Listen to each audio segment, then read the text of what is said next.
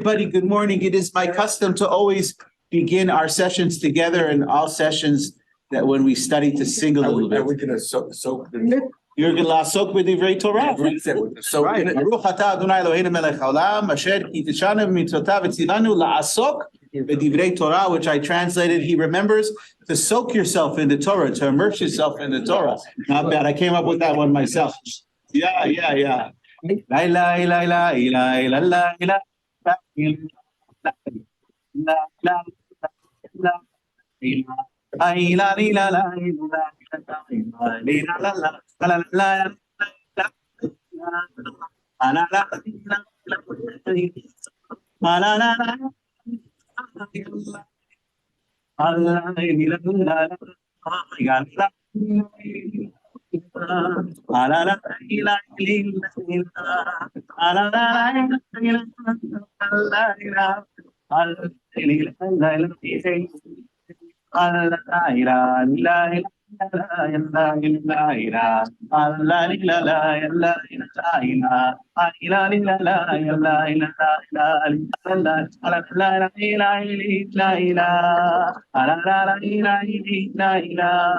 La la la la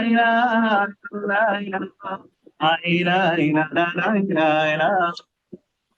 So Boker Tov, once again, it's good to see everybody. We're going to be studying together the parasha of Parashat Vayishlach, which is a very powerful and important parasha. I wanted to make sure to bring visual aids for you. So if you could please hand me that cane.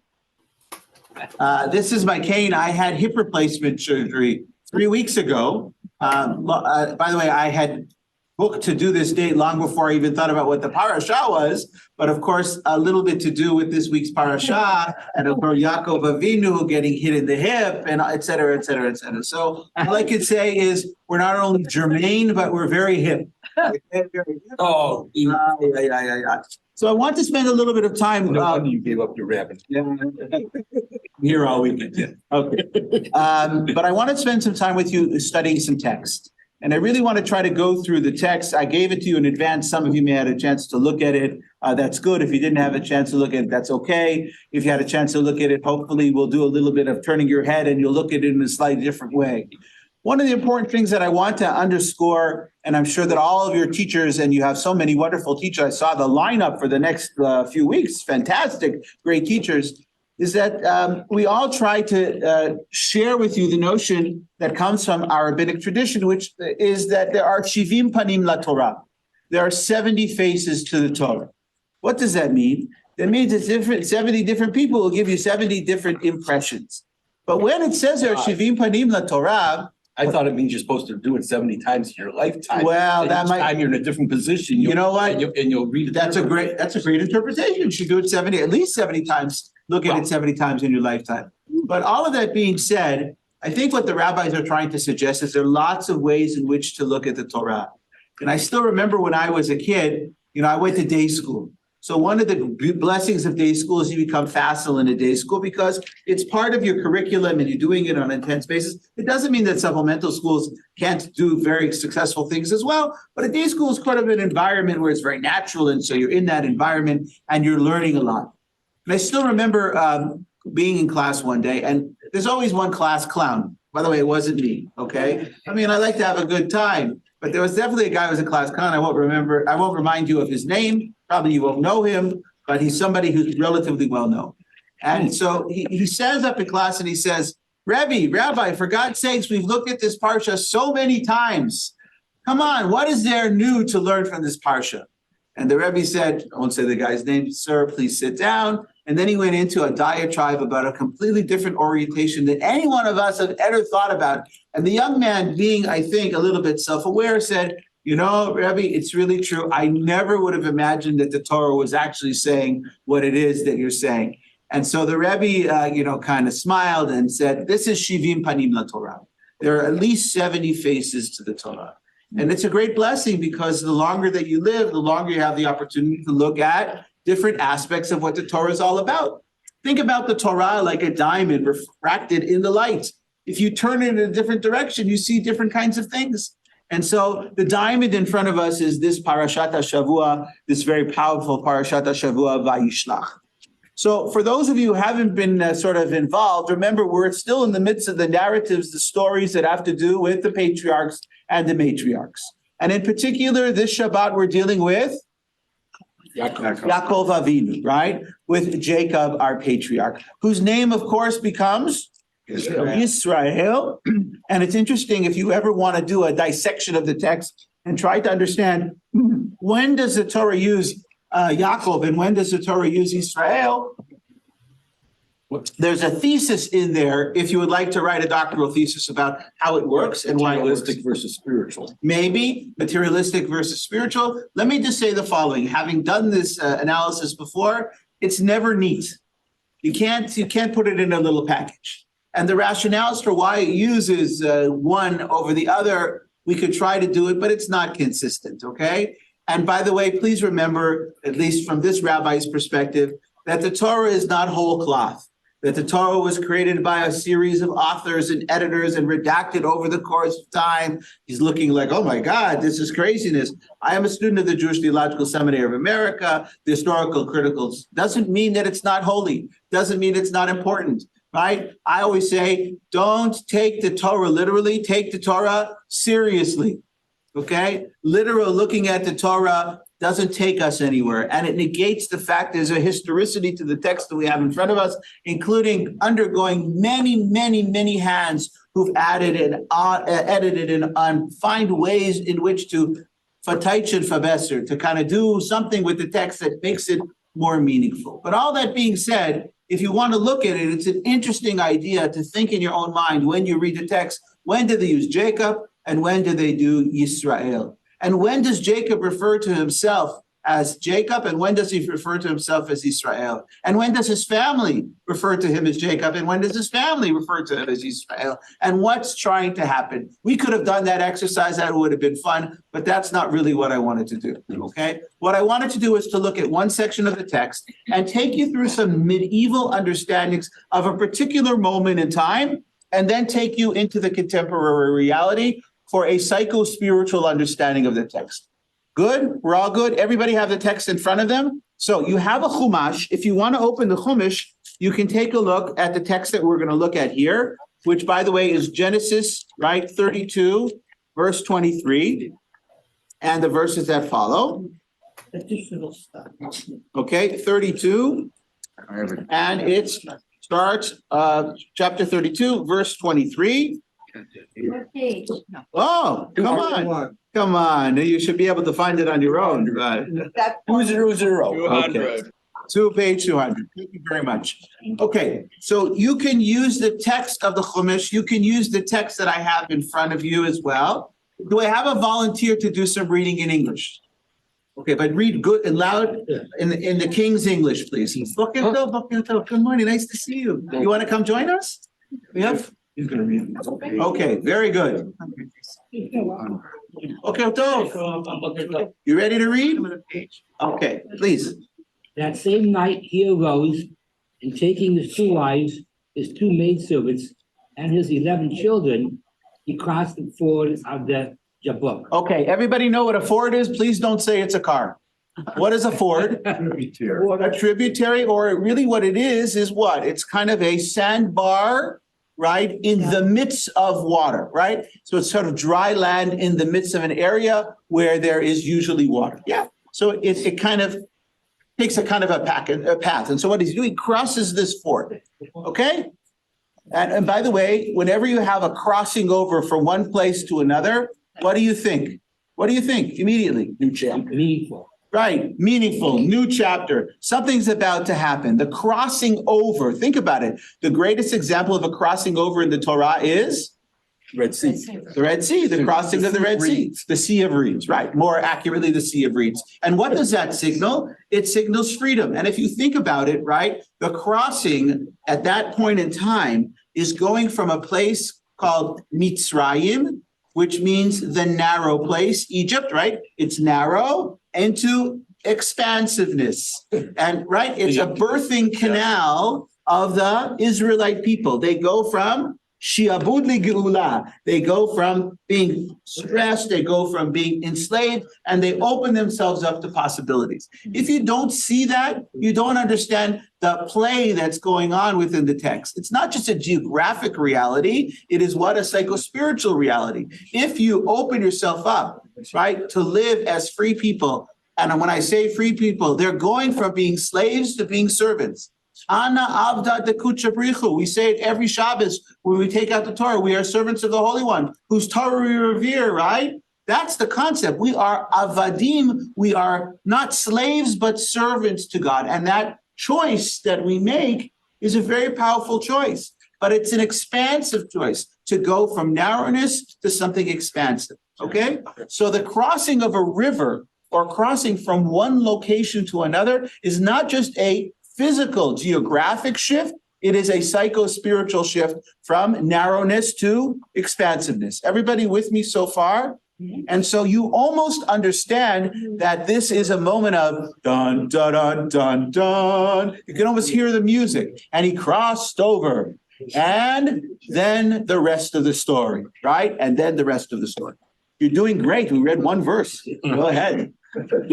After taking them across the stream, they sent across all his possessions. Yeah, and by the way, you notice now it's a stream. Before it's a river.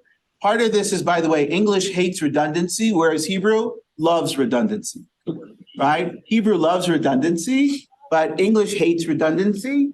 And the question, is it a river? Is it a ford? Is it a stream? We don't really know. The truth of the matter is, if you've ever been, anybody been to the Jordan River? Okay, when you looked at the Jordan River, did it sound like the mighty, did it look like the mighty Jordan River? No. It was a trickle. Right, so, right, and here's the issue, what's very interesting, by the way, we forget, like most things in life, at one time, the Jordan River may have been much more powerful than it was. Why is it less powerful right now? The Jordan gets some and everything. Right, everybody's using that fresh water. So part of it is that it's an arid environment sometimes. If you go in the middle of the summertime, right, and it's 9 million degrees, right, and in general, you're not going to have flowing rivers. But right after the winter, it could be very powerful. But we have to remember also that we changed the nature of the mighty Jordan River by utilization of that fresh water, which not only fuels our reality in Israel, but it also fuels our neighbors as well, who take advantage of the natural resource. We don't have to get into the politics of it all, but there were, it may very well be eventually, we'll see, that some additional wars, God forbid, will be fought over the issues of water in that area as well. Right now, we got enough source, so we don't have to worry about other kinds of things right now. But understand, water is very precious. And the crossing over is a very important moment in time. But also remember something else. We think about the Jordan River as sort of a little bit of water. But as you said, right, Doctor, it could be very powerful and therefore could be what? Floods. But what else could it be? You're crossing across. What could happen? Right. The possibility of it being dangerous is really important as well. So in other words, it's fraught. Obstacles. It's an obstacle, right? And what's more interesting is the next verse, because he crosses across, and then what does he do? He comes back, and then what does he do? Yiddish, Nachamal. He goes across again. What, Yepis Meshiget? You're going to go back and forth across a river? It's not a smart thing to do. Moreover, what does he do? Read the next verse, please. Jacob was left alone. And a man wrestled with him. So wait a second. He goes across, he comes back, dun, dun, dun, dun, dun. What's happening? He's getting attacked, right? Somebody's waiting for them. Look, had he crossed only one time, what would have not happened? Wouldn't have fought. He wouldn't have encountered. Right? Maybe the history might have been very different. But somehow or another, there's a rationale for him crossing twice. And the commentators are going to give you the rationale, right? And there are really interesting rationales, those of you who read it, right? Some of them are relatively benign, right? What's one of them? Do you remember? Why did he cross twice? His stuff. So he went the first time, and what happened? Schein vergessen. He forgot what? You forgot some possession. Earthenware. Right, we'll go over the commentaries, but I want you to start. Midrash, that's not actually in Torah. Okay, no, you're right. But doesn't the text open itself up to the question? When you read the text, right, what would your answer be? Why do you have to cross twice? Actually, the text doesn't say he crossed twice either. Well, what does it say? It just says he He said, sent. he sent everything across. Yeah. It doesn't say he crossed. Oh, I see. So you're saying that this is sort of a midrash already, that it's not only, Well, wait a minute. I take all narrative in the Torah as being midrash. Right. I just made it into the text Right. instead of into later. Okay, so the point here is the Torah is a midrash on itself. By the way, you're not the first to say that. Heschel said it all the time. The Torah is a midrash on itself. It's what he called intertextual midrash. In other words, the text is a commentary on itself. That's why you can never read Torah in isolation, right? My teacher Or chronology. chronologically, right? En Absolutely mukdam right. That's what I u'mukar b'Torah. There's no early, there's no late, right? Because remember, this is not history. Torah is not history. Torah is what? Fable. Meaning. It's sacred text. It's trying to teach us something consequential and significant. So that same night he arose, taking his two wives and his maidservant and 11 children, he crossed the ford of Jabbok. And taking them across the stream, he sent across all his possessions. And Jacob was left alone, and a man wrestled with him. Okay? The Now, interesting thing is also that his wife lets him, he goes back, yeah, and you would expect the wife to be on the other side, so where are you? You know, say, come on. Sheila, if you read the text the way I'm reading the text, it doesn't say that he was on which side of the river he was on.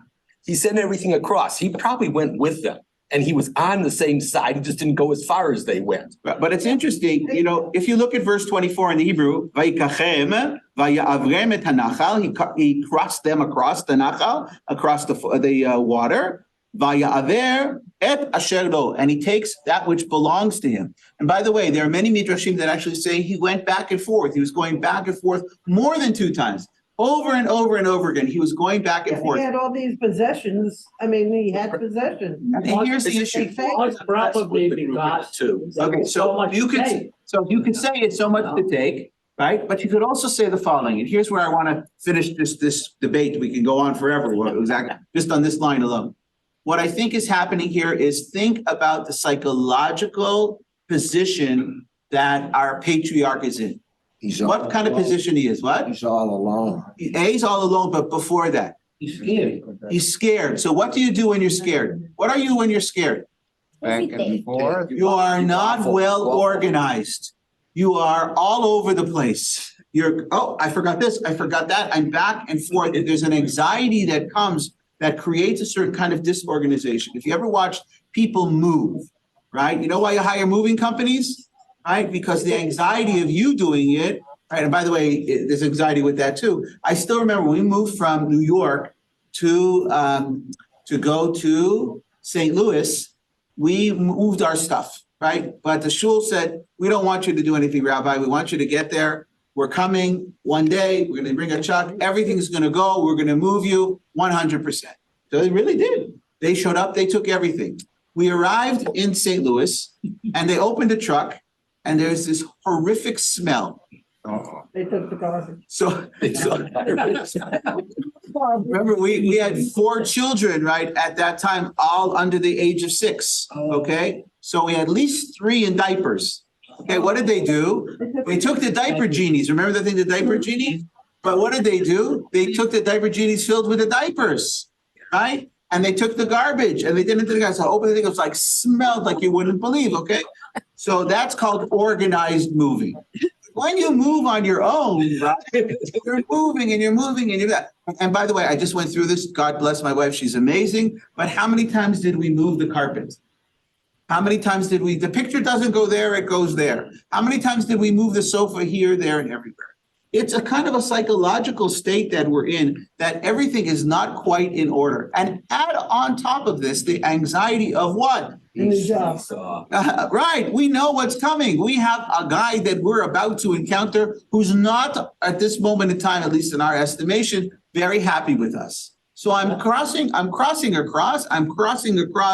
I'm heading over this river, but I'm very nervous about what's going to happen. You know, imagine you're moving with one wife Oh. Moving forward. Hang on a second.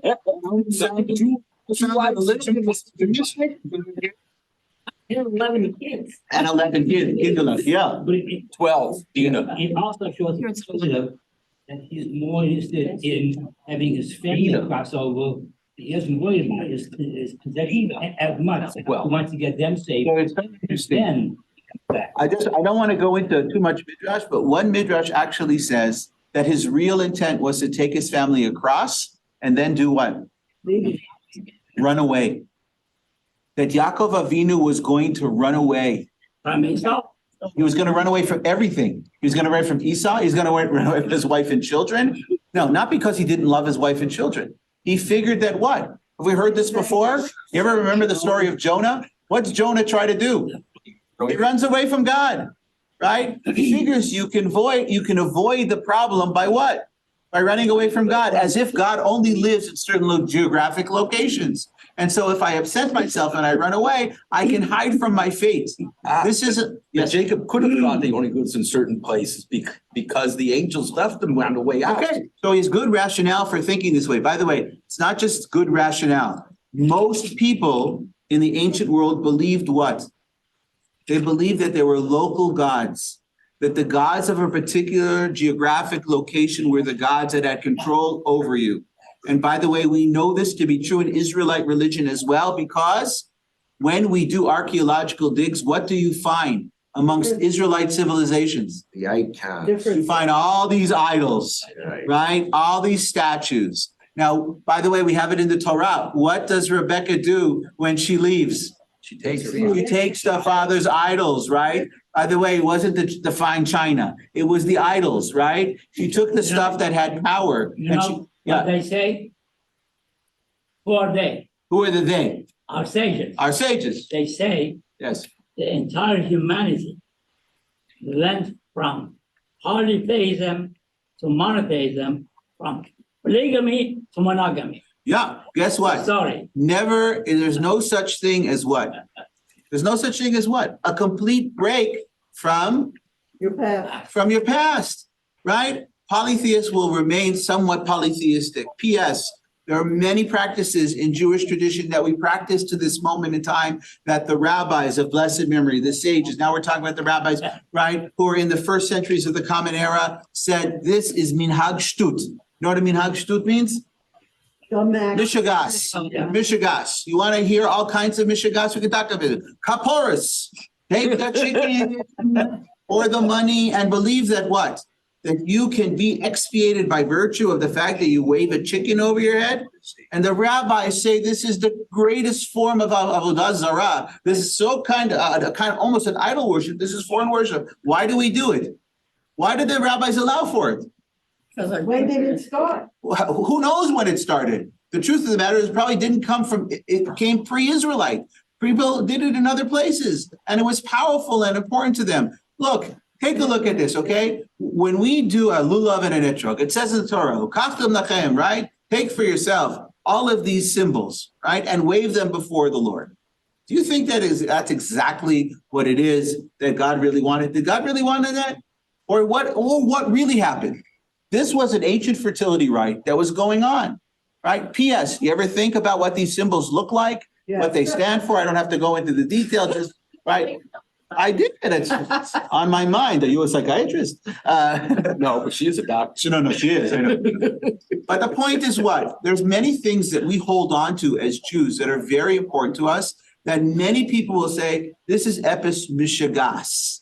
Mishagas. There are many, many behaviors that people say, okay, they came into Judaism at a certain point. They stayed in because it was popular religion as opposed to state-sponsored religion.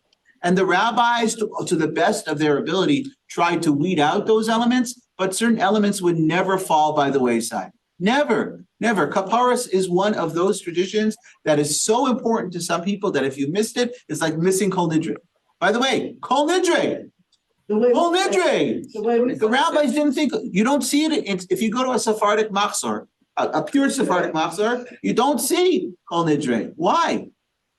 Because do you really believe because you say a particular bunch of words that all the promises and all the pledges and all the commitments that you make are now null and void, no problem. They're no longer operative. Is that really the way this works?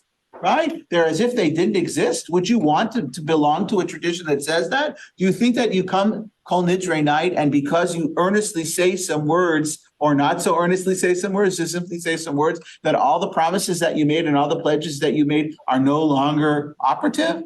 I'm not so sure that's the religion that we really belong to. Motzas vatecha shmor. Keep the words that come out from your mouth. Observe the words that you have. Don't say things you don't mean. So I think that there's a lot here that we have to think about. Please, yes. If you don't have these, we'll invent others. Okay. I mean, all these things with superstitions that they always accuse us. Everybody has his own superstition. Right.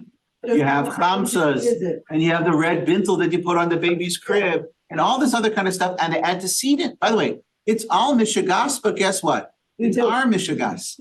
It's our mishagas. I still remember when my mom brought the red bintel, right? I said, Savta, this is like, mishagas. She goes, yes, but it's my mishagas. Right? And we want our mishagas. And so all of these things are significant and consequential to us. By the way, very often, and this is important, very often minhag, customs, are more important than halacha. You know that? People observe many more minhagim, many more customs than they do halacha. And if you have a choice between minhag and halacha, most often people will do what? The custom. The custom is more important than the prayer itself. One of my favorite stories is about this is a woman who came to see me one time, and she said, I want you to help me with this, Rabbi. My grandmother, she's in her 90s, every time she lights the Shabbos candle, she stands by the Shabbos candle, she takes her hand, she goes, it's like that. And I said, she's looking at me, goes, Rabbi, do you know what those words mean? I said, words? Anyhow, we tried very hard to find out what was going on. And finally, somebody said, listen, let's ask Safta. She's still around. She's an elderly lady, but let's ask her what she's saying, okay?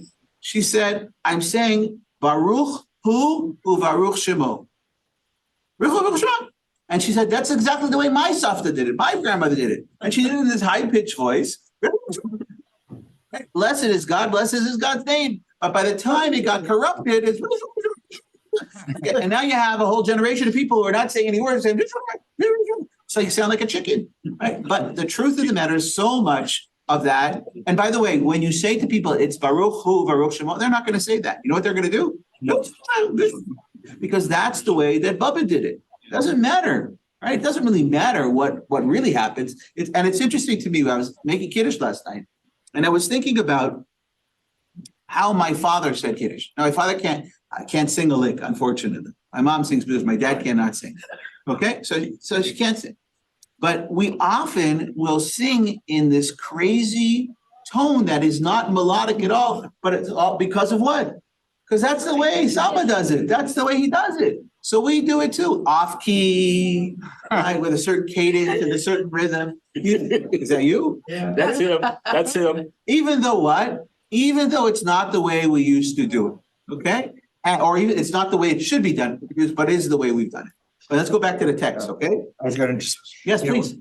All of these things is bringing to my mind the thought, we're talking about the crossing and what you bring with you, but also is important is what you leave behind. And that's really interesting because the Midrash says he did leave something behind. So look at one of the Midrashim. What did he leave? Anybody you can look at the text. Look at the text. He said what? These earthenware vessels. He left some, you saw that? Right, where do you see it? Tell everybody where you are. It's not here. Yeah, no, on page 2. Rashi on Genesis 32:25. That's And not Jacob Torah, was that's like, Rashi. okay, I understand.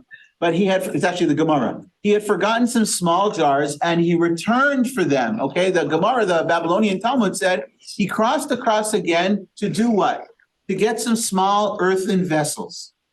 Let me ask you a question. Would you cross across the mighty Jordan River at night alone to get a couple of, I don't know, pieces of pottery?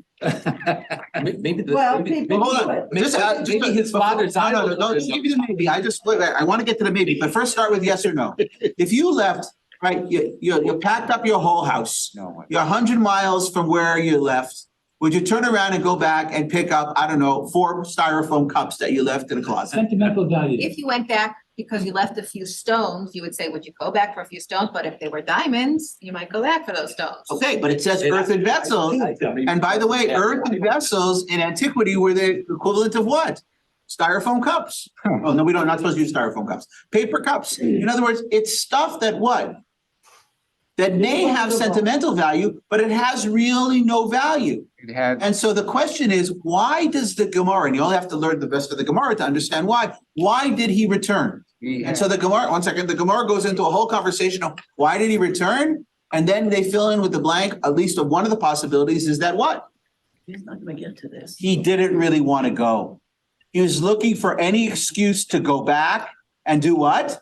And ultimately escape from this scenario because he was fearful of what comes next. And he knew what was coming next. His brother was coming to get him. And he figured that what? If he ran away, at least his family is where they need to be. They'll go on their way, right? He won't kill the women and children. He won't kill my family, but then he can run away, meaning Jacob could run away. And the Gemara gives that as one of the possibilities. Okay, couple of comments. You had a comment? Yeah. I have a, You okay? You go first. I think I made my copy. he, Oh, okay.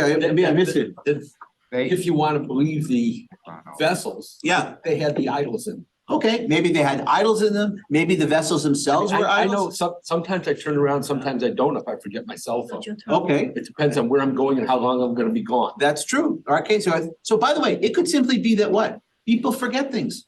They move, they forget things. The question is, how important is it to go back? well, And why does one go back? Yes, sir. they had spiritual value to him. They were valuable to him because he worked for them. And they were honestly made, Oh, nice. and I guess the sages said that when you work honestly for something, it has spiritual value. You also don't want someone to misinterpret and think that you got it dishonestly. Nice. So Can I give you an example of something that I think is akin to this? Anybody have kids or grandkids who did little pieces of what was it called back then? I guess it was clay, and then they put it in the fire, and your kid brings you something, and you look at it, you go, what is this? Okay, I want to describe you one that was very important. When I was a kid, I made totally chocolate brown piece of pottery, whatever it is, a piece of something from my dad. And it sat on his desk. I have no idea what it was, but I made it. I made it when I was 3 or 4, and I still remember that my dad kept it. And I kept on saying to him, Abba, why are you keeping this piece of fill in the blank? Okay. And he said, you made it for me. It's very important. I said, Abba, do you have any idea what it is? He says, you made it for me. It's very important to me. Okay. I can tell you one better than. You could do one better than? Yeah. Okay. Same story. Yeah. Gave it to my dad. My dad passed away. My mom kept it. Right. My mom passed away. Guess who has it? You, I have it. Right, I right. I won't throw it away. right. Guess who's going to have it? Nobody after. me. Goodwill. Nobody after me. Yes. Go ahead. I think that, the midrash about him wanting to run away it's true that characterizes his state of terror. He knows his brother's coming after him. This passage is, Esau is the obstacle for him to become the true patriarch, okay? So, but he is not going to run away. The midrash is not credible in my mind because look what he's worked for. Okay. He just confronted Laban. He has wives. He has children. For 20 years, he's struggled. Okay, you're not a fan of this particular midrash. You don't think that that's a psychological state that he would be in. Could you entertain the possibility that he didn't act in that way, but that in his heart, he might have considered the possibility? I don't think it's So credible. give me a chance to go a little further in the text and let's see if we get there, okay? But we have a question from Nelson. Yeah, but maybe what he's really afraid of is someone else will take it. Ooh, so tell me why, that's great, Nelson. What's he worried about? Well, in that culture that he's coming from, things have power and someone could take it and use it as a power over him. Wow. So in other words, he goes back for these little things, these little containers, these little idols, these little pieces of pottery, because what? Maybe they're not valuable, but they're powerful, and somebody might take his technology and use that technology either against him or in an inappropriate fashion. I love it. It's a beautiful midrash. Thank you for thinking midrashically. Yes. I was thinking sort of the same way. Yeah. Maybe, I can't remember what order this stuff is in. We don't really know the order anyway. Right.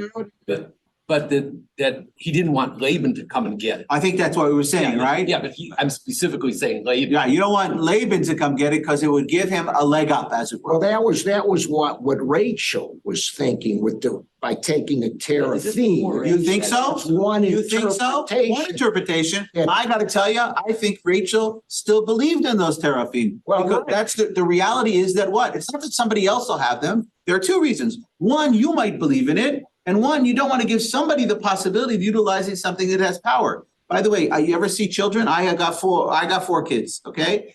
You know, sometimes kids take stuff and hide it, not because they want it, but because they don't want their sibling to have it. Mhm. Right? Honest to God, I've watched this before. It's not that it's so important. Oh, it gives you pleasure? I'm going to give you pain by taking it and hiding it. Oh, I don't know where that book went. Oh, volume 3 of the set? Oh, I don't know where it is. And you find it under the kid's pillow, right? People can be that way. It's not only that. And by the way, we can say it as kids and make a joke out of it. But there are people like that.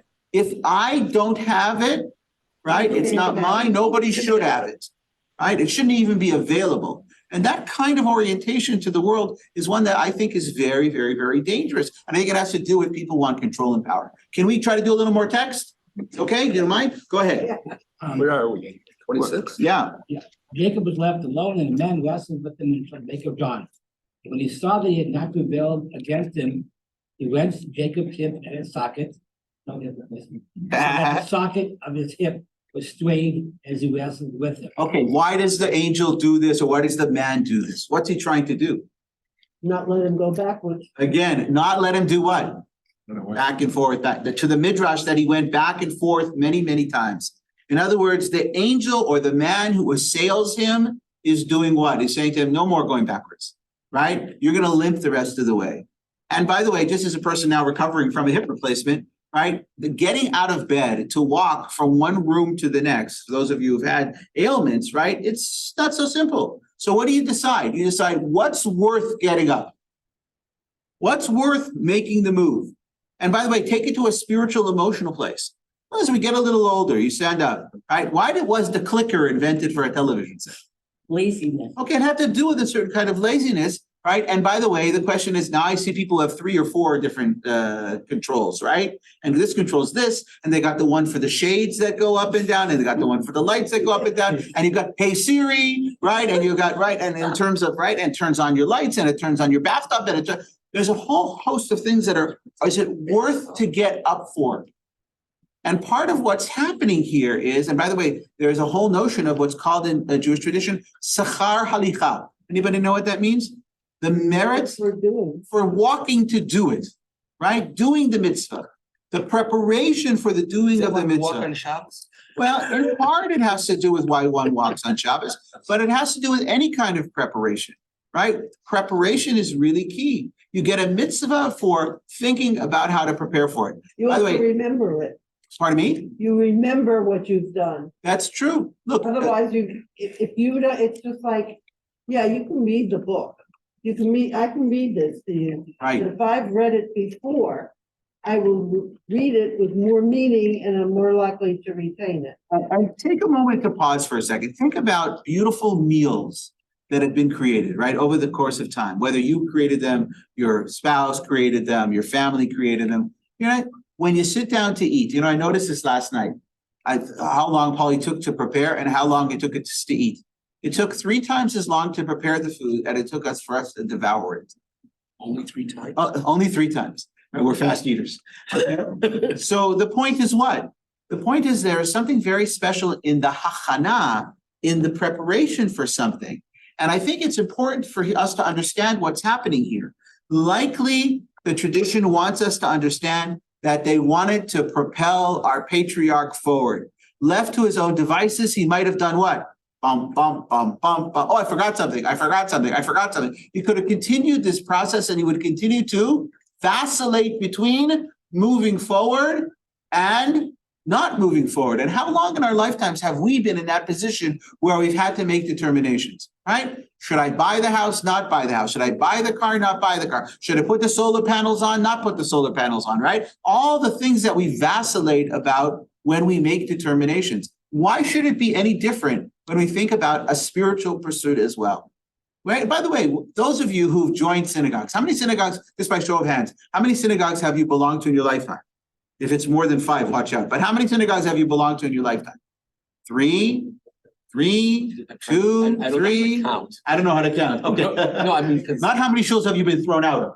Okay, no, Yeah, but do you count one that you were a member of and then Yeah. left and then came back? yeah, Is sure. that one or, is that one or two? I think it's 2 because you've made choices and changes. How about how many different ones you have visited? That's another story. But in terms of belonging, until one finds one's place, there is a vacillation. And you know, it's so interesting to me. In my previous incarnation as a congregational rabbi, there was a guy who was a serial monogamist when it came to synagogues, right? He was there for a while, he was there for a while, he was there for a while, And he came to me and said, you know, I'm a serial monogamist and it's time for me to go. And I said, listen, that's not my job to hold on to you, but I want to ask you a question. Why are you going? What do you think you're going to find there that you didn't find here? And after a while, the conversation, Eldon said, you know what? I can always come visit a different synagogue, but aset tfilat hakeva. It says it in Pirkei Avot, make your davening regular. And one of the interpretations is daven in the same place, actually literally in the same makom, in the same place.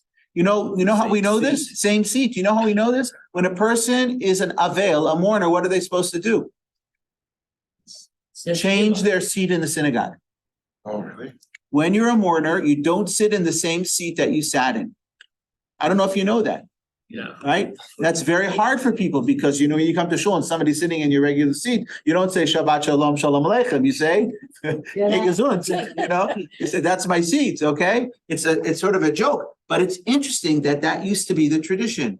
And I remember my Uncle Harry, when he used to sit on the far side. We were very close, but it was very bad when my dad and Uncle Harry sat in shul because my dad liked to daven and my Uncle Harry liked to talk.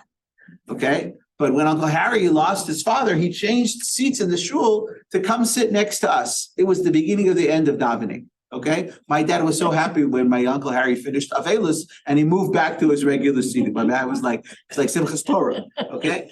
But there's something about the notion of changing place. In Hebrew, meshanem makom, meshanem mazal. You move your seat, you move your luck. Okay, let's go. Constellation. Your constellation. Okay, so he hits him in the socket, he pulls the socket out, and that means what? It's not so simple to go jumping across the Jabbok River anymore. Okay? So he's gonna move forward. Keep on reading. I would think that might have given him an excuse to stay put, Yeah. not even go on. Maybe go on, maybe just good luck with the Torah reading. We're with you, okay? Then he You're gonna said, do great. You're gonna do great. Let me go where dawn is breaking. Okay, But he answered, I will not let you go unless you bless me. okay, so hold on one second. Why is dawn the issue? And by the way, does it put a new light, quote unquote, on the whole story? When did this all happen? At night. Happens at night. Who crosses rivers? What kind of Meshuggah crosses rivers at night? I mean, the point here is go back to the whole story, back and forth, back and forth. Not only is it a river, not only is it dangerous, not only is it alone, but he does it what? Epis in the middle of the night? Right? I mean, what kind of person, you have to understand the anxiety that's in this text. If you don't, Doesn't mean that, he may have finished, say, an hour or two before it got dark. okay. Yeah, you can. You can read it that way. We can leave it with- I think what's happening here, I'm trying to add to the drama of the moment. Yeah. The drama for the moment for me is people don't usually cross rivers at night. It's not a wise thing to do. And in general, people don't do this alone in the ancient world. And I think what's happening here is we have to appreciate what's happening here. By the way, for those of you who've studied literature, this is a night journey. You know what a night journey is? A night journey is when you go down into a deep, dark reality for the purpose of what? Emerging from the deep, dark valley of depression or whatever it is, to a new day, to a new light. Okay, we've all been through that. Anybody who's had sickness, anybody who's been in a bad relationship, anybody who's had a difficulty in their lifetime, right? The darkness associated with illness, the darkness, and whether it's mental illness, whether it's physical illness, whether it's relationships that have gone south and gone sour, right? It is a kind of a dark period in people's lives. And so what happens is when you emerge from the darkness, right? You never emerge from the darkness unscathed. Just hold on for a moment, everybody. Just think about it. Think about the most challenging moments in your life. Were you changed by that moment? Anybody lost, God forbid, a child? Anybody, God forbid, lost a spouse? Anybody, God forbid, lost a dear friend, a brother and a sister, the parents? Are you the same after loss? Of course you're not. And by the way, many, many years later, you still carry that scar. We all carry the scars of the things that made us who we are. We're all tattered and torn by living our lives. And so Yaakov Avinu emerges from this, with his hip socket. By the way, I don't want to go too far afield with Midrash, but you guys know enough to know the rabbis kind of were interested in trying to think about the Midrash. What did the rabbis say happened to him? He got hit where? Come on. In the Private areas, right near the hip. Why? Why did he get hit there? What was the problem? What was his big problem? Jacob. His mishpacha, his family. This is the most dysfunctional family in the history of humanity. Do you ever look at the Torah that way? The Torah starts out with what? Siblings who what? Who kill each other. Right? There's fratricide all over the place. These people can't get along with one another, right? You go this way, I'll go that way. What a great way to have a relationship with your nephew. Oh, we love each other. You go to that side of the country, I'll go to that side of the country. And it will only join forces or will only meet again when? Someone dies. When somebody dies or somebody's, attacked. Like, that's a relationship. You only want to come. It's like when you say to people, please, let's make sure that the next time we see each other is at somebody's funeral. Right? How many of you have gone out of your way to go to a simcha of a child, of a spouse, sometimes they're somewhat distant relatives, but you go then because you know that you don't want to meet them when? At a funeral. At the funeral, because that likely will be the next time we see one another. And so what do people do? They make conscious decisions to cross the ford, right? To cross across, to go out of your way, even with a bad gimpy hip, right? To go across and to move forward in life, to see each other in the land of the living, as opposed to when you're laid out in your aron, when you're laid out in your casket. Yes, please. Well, yeah, I mean, Jacob knows that he's going to have to confront his brother. Otherwise, what is he? Who is he? What is the real source of his anxiety? Right. And it is the terror that he might. You're building on exactly what I just said. Why does he get hit? Why does he get hit in the private area? What does the metaphor say to you? You know where you're getting hit? In that which creates family. What's really ailing you? It's your loins. It's your reality of the creation of family. By the way, who's responsible for the relationships between all of these many children? Think about it. Who's responsible? Look, I know it's very hard for us, okay? But when your kids fight, in part, sometimes it's what? Right. Sometimes it's the kids. Right. Sometimes it's what?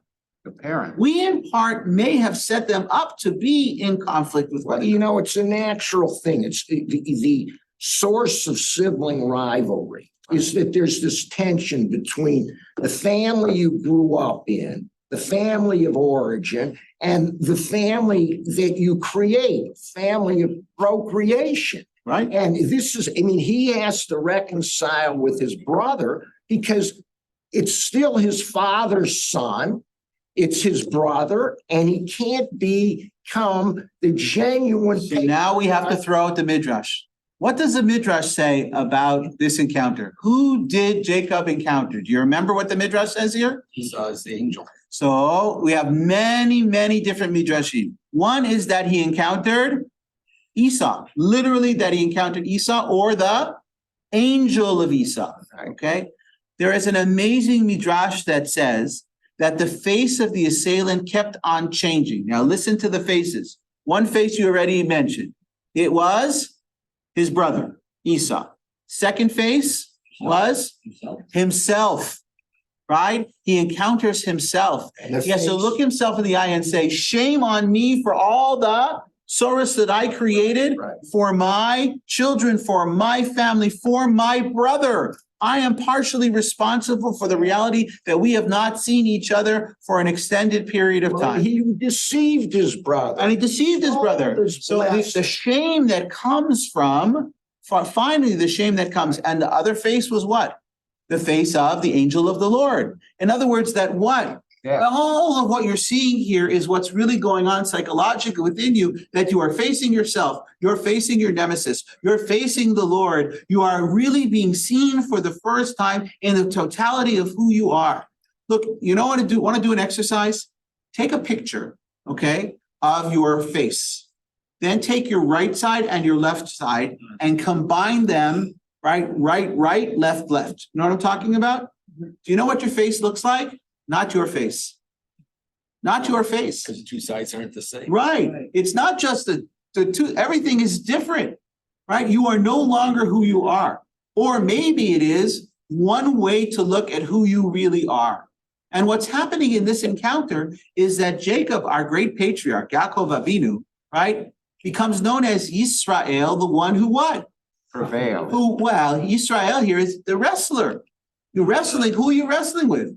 You're wrestling with God, you're wrestling with yourself, you're wrestling with your siblings, Right. you're wrestling with your history, you're wrestling with your future. By the way, could I just say one thing here? Isn't that called living? Isn't that called living? If you went through the last week and you could talk about the tussles that you had.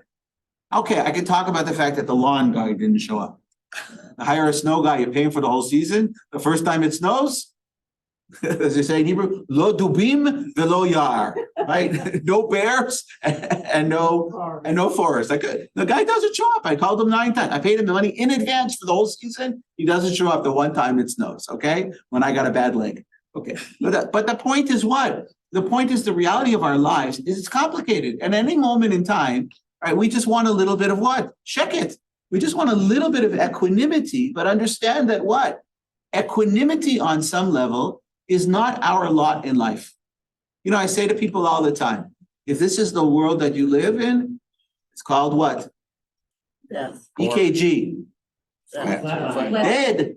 Dead. Now the question is, what's this? Heart attack. Okay. So what is it that we want?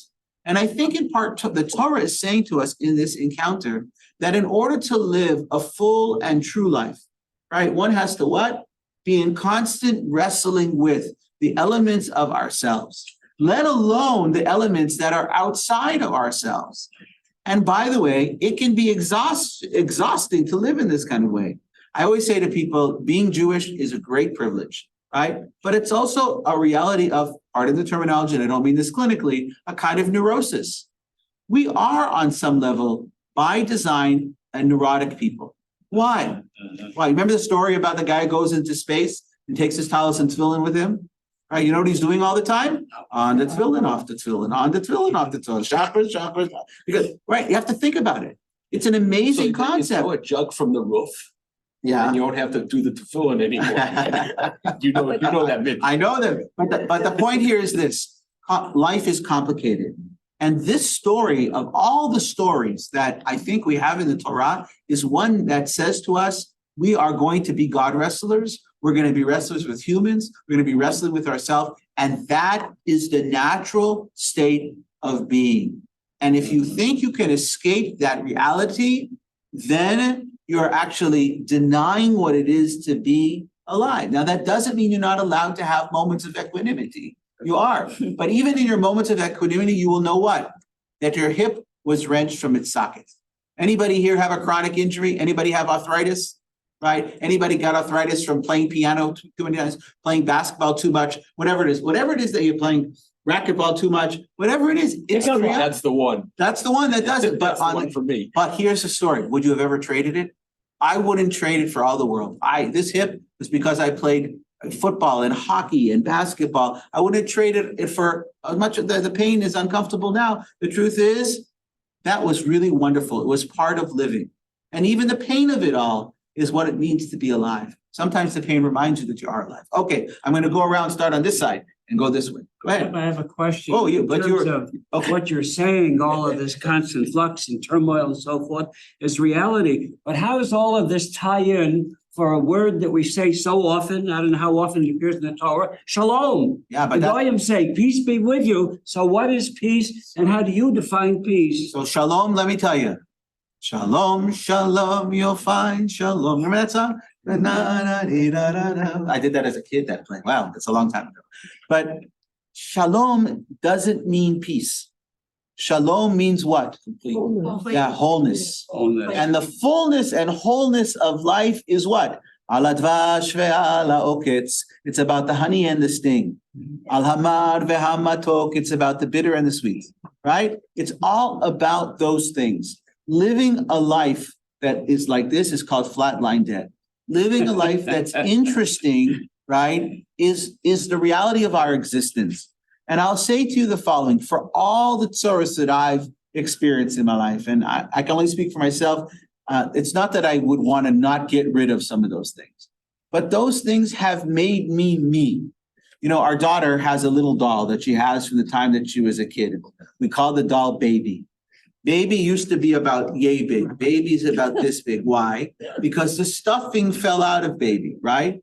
But she's 25 years old, okay? But whenever Baby, Polly will sew Baby. And Polly now started to stuff new stuff into the baby, right? But Baby is Baby, and our 25-year-old baby still wants Baby when she goes to sleep at night. Okay, there are things that we do to repair the things that bring us comfort and consolation, even understanding that we are wounded warriors in the living of life. We are wounded. That is the reality. And the question is, how do you come out on the other end? And this is, Yeah, I want to go around for the comments and then we'll come around. Yes. I thought Yisrael also meant he prevailed. Yeah, Israel means Israel, or means a wrestler with God or in relationship with, right? Sariti im El, I'm struggling with El. But didn't he? Yeah, and then it says, and I overcame. I mean, that's our story. I struggled with God and I still overcame, but it actually doesn't say. It doesn't say overcame. It does not mean. Latuchal, it does not say that. It doesn't say that in the Hebrew itself. So I think that it's an interesting idea. We like to read it that way. P.S. I love that reading, right? I broke I got a new hip and I walked again. I had cancer and I survived, right? I had whatever, diabetes, and I still move on. Whatever. I mean, all the things that we go through in life. If you live life enough, you're going to get a peckle of poop too, not just great things. The question is, how do you look at life and to see it within the context? And the people who usually are the people that I like to spend time with are the people who have what? Who said, yes, I've had negatives, I've had reversals, I've had loss, and yet, ve'af al pi, and nonetheless, life is still precious. Life is still wonderful. You know, I was just with a guy who I saw who's not driving anymore. Okay, by the way, Epis, 95 years old. It's not like I had Harvey Brown. He's still driving. 95, 96 years old. Still driving. So we're still driving till now. His kids finally took away the car. And they just said, here's the Uber number. And he's learned how to get Uber and he's getting around. And he still goes to his office. Right? He goes to his office. He does a few tax returns. And he's going on. And he's going on. This is not the same kind of freedom, but thank God for that. And he's living with what he has, not with what he doesn't have. Isn't that everybody? Isn't it all of us? I'm probably never gonna, shoot baskets the way I used to shoot baskets. I had to put that, aside. Okay. But can I still get up in the morning? Can I still go for a walk? Can I still go for a jog? I probably can shoot baskets, not just with anybody guarding me. Okay. But I can still do some things. And in part, this is, I think, the great lesson of this text. Okay. We're going around. Yes. 1, 2. Yeah. the real. Oh, I'm sorry. You get to go first. Sorry. I hate to bring this up so late. Then he said, let me go for Donna's baking. I'm assuming that's the other person and not Jacob. So here's the issue. This is the angel, of course, the assailant says, okay, we should read it so you understand, right? Right, he says to him, and he said to him, your name shall not, wait, I will not let you go unless you bless me, right? That is what, who says that? Jacob says this, right? And he said to him, right, what is your name? He replied, Jacob. He said, your name shall no longer be Jacob, but Israel, for you have striven with beings No, divine and before human. that. And before that, okay. Before that, then he said, let me go before dawn is breaking. He's saying, is that Jacob saying that or is that the? No, this is the angel of the Lord. And When the I'm sun hearing comes that- up, he disappears. Yeah, so here's the issue. Here's the issue. What is happening here? This is a night journey. It could very well be a bit what? It could very well be a dream. Okay, it could very well be. By the way, the rabbis, particularly Maimonides, goes through a whole host of levels of prophecy. One level of prophecy is night dreams. It's a low level of prophecy. Next level is day dreams, right? Clarity, dreams of the lab, and moving forward up. Who's the greatest of all? Moshe Rabbeinu. Moses is the greatest, by the way. What was Maimonides' first name? Moses, which led him to say, from Moses to Moses, there was none like Moses. Very nice, very humble. He said that? Yeah. I said, he said it. Maimonides himself said, from Moses to Moses, there was none quite like Moses. Okay, very humble. Okay, so this is it's an interaction that's happening. And he has to let him go because what? Because the sun's coming up, because every angel, by the way, did you know when they describe angels, how many legs they have? One. One, why? Yeah, there's all kinds of images, but why one leg? Because one angel can only do one job. That's why you sent 3 angels to what? To Abraham. Well, one angel was to what? Sarah, then baby. Yeah, sorry, I have baby. Second one was? Visiting the sick. That was, so you have to come for the mitzvah, but to heal him, right? Okay. Son-in-law. Yeah, so to warn about Sodom and Gomorrah. Every angel's got one leg, he can only do one job. Only one job. That was the limitation of angels. This angel had a job and it was time bound. He had to do it before sunup because then he would be gone. So now, he's got him in a whatever it is, the lock that he has, a headlock, and he's got to let him go. Maybe it was a hip lock. Okay, yeah, hold on. He's been waiting. Jacob, I know, but give me a chance. He's so patient. Jacob is beating the angel, and he asks him, and the angel, Yeesh, says, let me go, just as you just said. And then he says, I want a blessing. And he says, and then the angel says, what's your name? And he says, Jacob. Right. That's the key right there, because he's guilty. He lied to his father Isaac. By the way, what does Jacob mean? What's your name? My name is? It means Heel. heel I'm a heel. grabber. That's my name. Right. He said, no longer, you're not a heel anymore. So he finally tells the truth. So guess what? I'm not Go back to the Esau, I'm go back to the Jacob. psychological- Now he becomes Yisrael. Right. He elevates the key. himself by Now- owning the crap that he did for all those years. Right? And part of our healing of ourselves or coming to understand ourselves is what? Right. Admission of the limitations that we have, the flaws and foibles that we have, the mistakes that we made. If you go to somebody and you've offended them, right? If you go to them and say, let's just set it aside. There are people who work that way. Most people don't work that way. What do they say? If you earnestly come to me and say, I am sorry for what it is that I have done. Right. I realize what I have done was wrong, right? Usually people will accept it. Okay, usually, not always. Usually they'll accept it. But the truth of the matter is, if you need to forgive yourself, and this is an internal struggle happening within the patriarch, then what has to happen first? I realize that I'm what? Guilty. I'm a guilty heel. Now, when I admit that I'm a guilty heel, the Lord can bless me from the outside and say, you're no longer a guilty heel. You're a what? You're a God wrestler, right? And now you're no longer Jacob, you're Israel. Now spend the rest of your life doing what? Good thing. Israeling, right? But here's the problem. What happens in the reality of Jacob's life? He falls back. Right. And that, by the way, is one of the explanations of when is he Jacob and when is he Israel? Right. By the way, my mom used to say to me, you have 2 names, Carnie, which means the ray of the Lord or the horn of the Lord, and Shalom. Some days you're Carnie, some days you're horn, and some days you're Shalom, peace, right? Put them together and what do you got? Carnie Shalom, peaceful ray of life. But most people have elements to themselves that are what? Parts that we are not so proud of. Watch people with road rage. right? If you ever videoed somebody, I now get to see all the videos from the JCC parking lot, okay?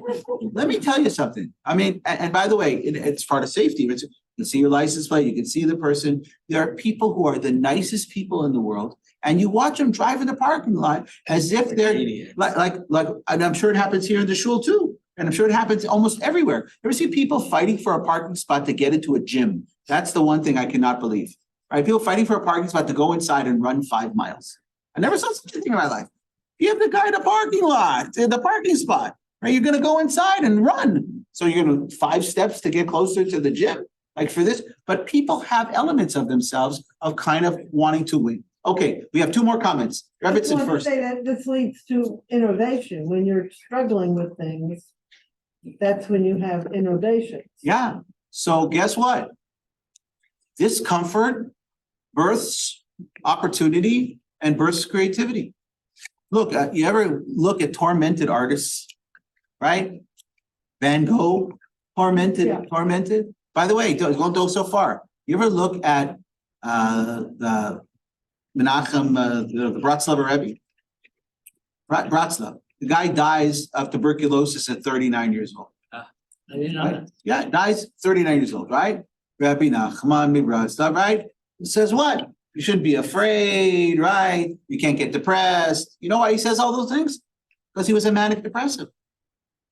The reality is a manic depressive. So what he's trying to heal himself, he's teaching a Torah that's not for other people only, but it's a Torah for himself. And Jacob is what? He's struggling because he knows that the children of Israel are going to constantly struggle. In fact, that's the human condition, is that we're going to be struggling. So what do? We have a story of a person who what? Who faces themselves, and in the ability to face one's true self, then finds a way to do what? To face the external enemies that he's going to have to deal with. And the truth of the matter is, the only thing that we ultimately can control is ourselves and our reaction to what happens around us. And the question is, how do we react? Do we react with anger? Do we react with resentment? Or do we react with by the way, we probably act with anger, resentment, love, understanding. We probably have different moments in time. But in our best iterations of ourselves, we react with kindness and we react with love. In the worst moments, we lash out. By the way, just to give you an interesting one, right? So the comment about the parking lot, one of the things that literally happens in the parking lot is if people get too antsy or they go utsy, what do? They actually drive fast in that parking lot. And how many times has it been that people literally almost hit somebody or almost hit another car? And they're not bad people. They're good people. We're good people. But they're so enraged in the moment that what's taken over them? Yeah, the Esau in them is taken over. Not the best version of themselves, not the angel, but a version of themselves that's less than good. Okay, can we just finish the last part of the text? You get the last word. Go ahead. All right, well, number one, I'm thinking that the dream, that the fighting Sorry we went so long. I apologize. was a nightmare. It was a nightmare, number one, and he was tossing and turning so rigorously. And he hurt his own hip. That he dislocated his own hip. Okay, interesting. And the other thing, Nice and midrash. so this line about let me go for dawn is breaking. There's 2 ways I can look at that. One is that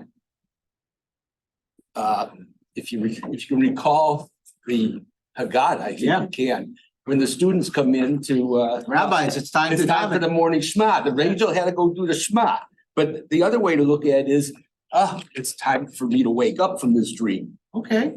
Look, I think that is a good way to look at this text. Let's just finish it up. Okay. So Jacob named the place Peniel. What does Peniel mean? Face of El. I saw the face of God. By the way, not only did I see the face of God, what did I see? I saw the face of Esau. I saw the face of me. I saw the face of God. I saw many faces. That's why I started with Shivim Panim La Torah. There are 70 faces to the Torah. You see many different images, many different ideas. And by the way, all of us, when we look honestly at ourselves, we find out that what? We are a conglomerate of many different elements, right? Do you ever look at your picture and say, oh my God, when did I become my mother? Ever listen to yourself talk to your children or grandchildren? When did I become my grandmother? Right? The lines that we use, the reactions that we have, the orientation, and to a certain extent, the physical appearance. Look in the mirror and what do you see? My mother always says to me, I look at you and I see my father. Okay?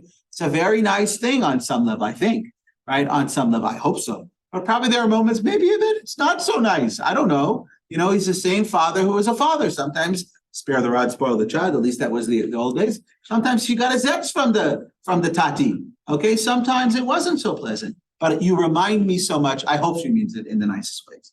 Okay, so Jacob named the place Peniel, meaning I have seen a divine being face to face, yet my life has been preserved. What's that all about?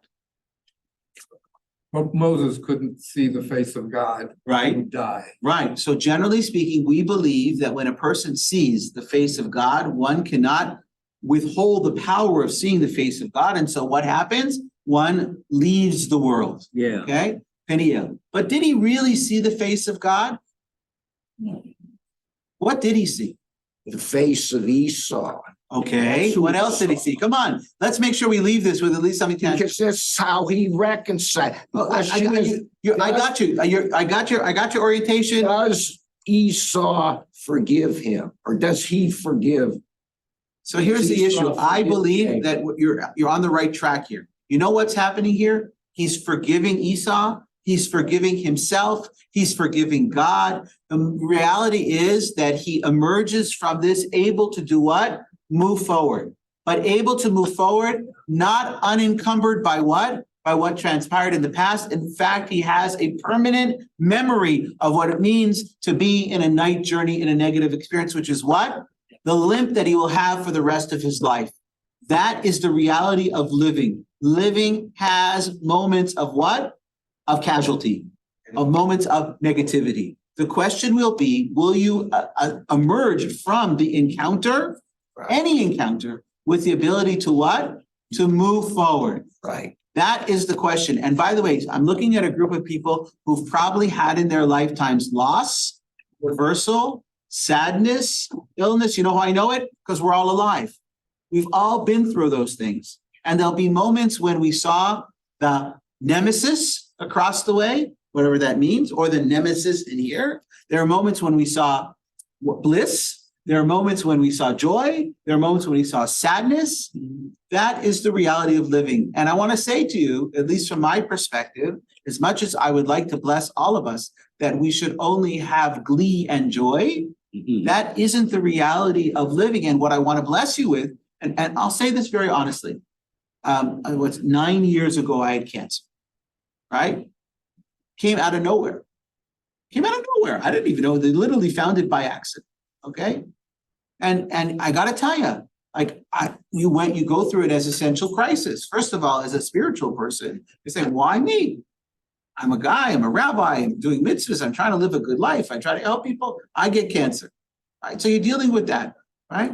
But I will say to you that in my cancer, right? Thank God I'm okay now, I'm doing good, right? But in my cancer, I became a better pastor.